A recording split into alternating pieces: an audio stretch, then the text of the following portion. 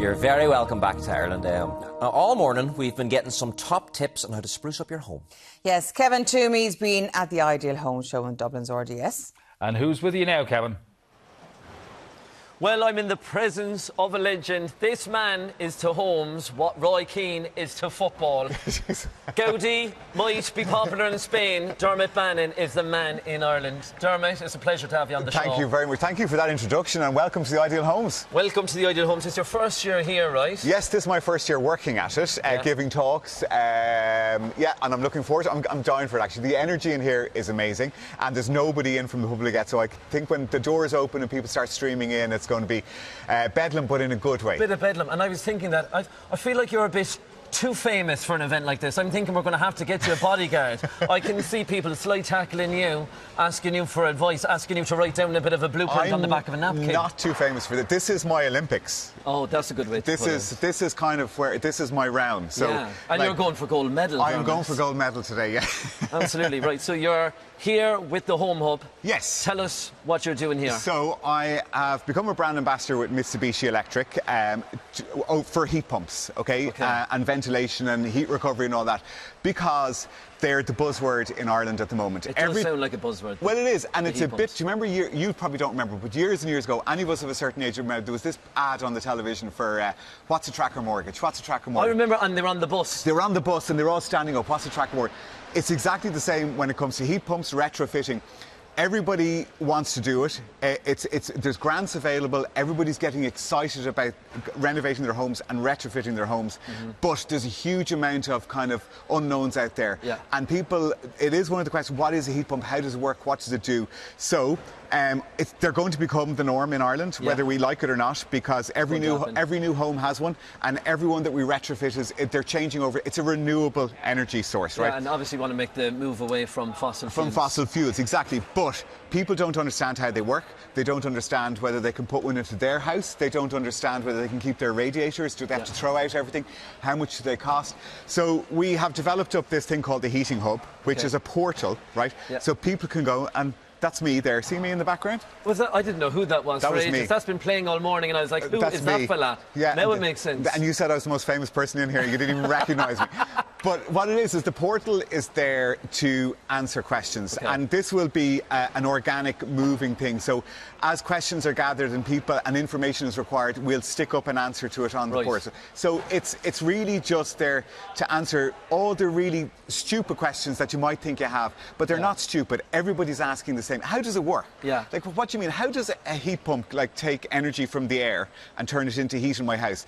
And it is actually very simple. So we go through all of that on the portal, and people can log on and in their own leisure find out and understand about heat pumps, how they're used, and kind of demystify the whole thing.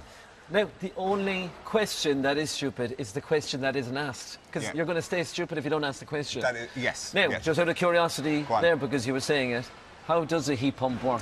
Would you mind just giving me... or is that a very long answer? No, it's not. I have a really short answer, right? Give me the short. The long and short of it. OK, basically what it does is there's a big fan inside your heat pump, and it draws the air in through over these coils, and it pushes the air in through really fast. Anybody who's ever pumped up a bicycle tyre, or a football, right? I take mine to get done, and I've never played football. Right, okay. Sorry. Anybody at home any of you listeners who are more skilled than myself. Would you know when you pump? Have you never pumped a bike? I've seen someone do it. I know the action involved. You've never had a puncture? I have had a puncture, but then I just take it to the fella down the road and he does it for a tenner. You haven't lived. You can't appreciate the fella down the road until you've done it yourself. You have to have the bucket of water, passing the tube through it, find the bulb. But anyway, when you pump up a tyre, right, everybody who has filled their car or put a... You know when air is in a pump, it's under compression. You're pushing the air really through, and that's exactly what happens. It goes through the fan really quick. But the tip of the pump, the little nozzle, gets really hot. Because the air is under compression. And that's how a heat pump works. It draws the air through the machine really quickly. There's a fan behind you. And it goes over all of these little coils at fast speed. And it heats up the air. So we make the heat. And then that goes into your house. And underfloor heating, radiators, and it heats your hot water. Fanta, a science lesson here for you this morning at the RDS. For anybody who's used a pump. Yeah, absolutely. So we've watched you now for 16 seasons on Room to Improve. You're in the middle of filming season 17. How's that going? It's tough. It's a bit like doing your leaving cert every year. Yeah, we're on air in January, so this is the kind of the run up to it. Yeah. I love it. It's exciting, but this is when everybody gets a little bit stressed because we're into all the finishes and the deadlines, kitchens, all of that flooring. Where does it come from? And you're coming in, you're saying, why didn't you put in the skylight like I told you to? I would never do that. I watch the show. Sunday evenings in my home. I don't do the whole thing. Wasn't I right? Do I? That's your catchphrase. That's my catchphrase. That's your catchphrase on your Instagram page. Yeah. I told you so. Told you so. Right. How have we seen construction challenges change over the course of those 16 seasons? Oh my God, it's changed dramatically. When I started in Room to Improve, what was it, 2007? We were the crash hadn't happened. Yeah. So I kind of went from crash. So from kind of the building boom to crash to when building was really cheap because builders were out of work to energy retrofits, rising costs. Every kind of emotion the construction industry has had, I've been through it. And I suppose that's what I love about Room to Improve is kind of we get to start fresh every year. So we start at the beginning of the year, we make the show, goes out on air, and then so you can kind of feel what's going on in the industry. And what we try and do then is we reflect that in the show. So we'll pick, like I remember a few years back, we got one huge big house down in Fermoy, and I loved working on it. But what happened was people said, any chance we could see a smaller project? But we're malleable. We can shift and change. Absolutely. So we started going back into the semi-Ds, the smaller. Yeah. And this year is actually, I think it's the first time since season 1 that this is an exclusive. This is an exclusive. We're doing a house that we're not increasing the footprint at all. Oh wow! So this is to try and everybody at home is watching it, looking for inspiration. And so we're trying to cover all the bases that when you watch it, there's something in it for you, and it's not alienating you. Now, one of your most unique builds was teaming up with the late Julian Benson. Yes. Would you mind telling us what was your relationship like working with him? Julian was a showman. Yeah, he was energy. He was charisma. He was even when. That was a very stressful build. We had 2 years on a big site. ask. Yeah, and we had no money. So everything that happened on that building site happened with goodwill. Yeah. So it was people lending time, lending money, lending products, lending whatever. So you were kind of trying to keep this show on the road. Me and a team that had been put together for this. It was stressful. It was enjoyable. But you know what Julian did? Julian kind of every time he turned up to site. Yeah. It made it worth it. Energy. Well, you just knew why you were doing it then, and you knew what it was for. Julian had such an amazing energy for the project.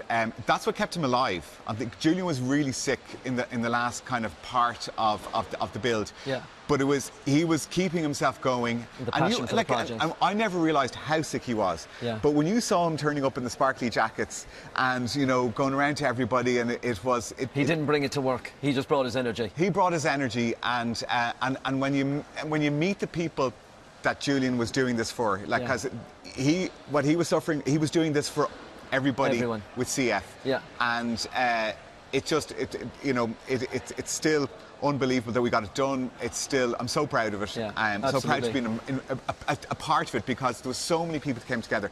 This wasn't just me.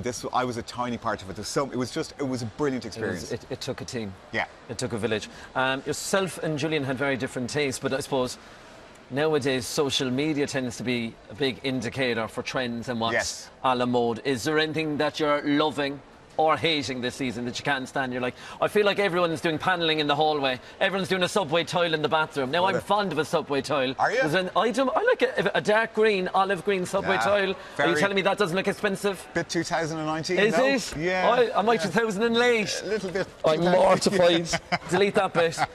What is there anything you're hating? Okay, well, there is a bit of a trend towards the walk-in pantry.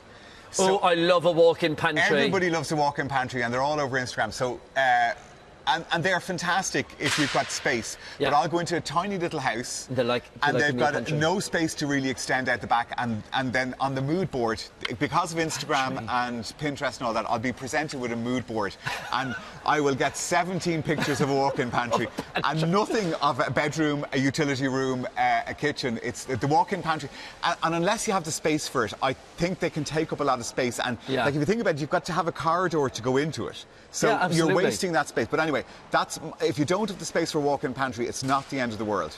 It's not the end of the world. It is not the end. You could just do it under the stairs, could you? Would you have the space under the stairs? You can put the food into a press. Or you could put the food in a press. Top tip here from Dermot Bannon. Put your food in a press and don't bother with the pantries, unless you have the space. It's kind of worked for generations. Yeah. Oh, you know what? If it's not broke, don't fix it. Don't fix it, yeah. You know what? I was reading an article recently, right? And in it, you likened yourself to Samantha Jones. No. And I was thinking, hang on a second, I'm meeting that man next week. I need to find out what was that about. No, I read it correctly. I read it with my own eyes. I know, somebody had... I'm not dispelling it. I did say those words. I regretted it as soon as I said it. Somebody said to me, who do you identify with? Who can you identify with characters on TV? And I said, no, but I said a rake of names. Oh, right. And I said, because I said, I can see, like, there's parts in characters on television that you can see yourself in. Absolutely. And that's why we root for the characters. So sometimes, like, everybody, there's that side of Samantha Jones in Sex and the City, that kind of wickedness that we can all kind of relate to. Fearless. But, yes, but you can also relate to, like, Marty in Ozark. Yeah. You know, we can relate. There's a part in But they character... latched on to Samantha Jones. Of course they did. Of course they did. But do you know something? I'm going to just own it. Own it, absolutely. I'm more of a Carrie type myself. God love you. Also, Samantha's equally iconic. Come here, it's been an absolute pleasure chatting to you. Thank you so much, Dermot. That's it from us here at the RDS, at the PTSB Home Show. Back to you guys in the studio. Thanks a million for that.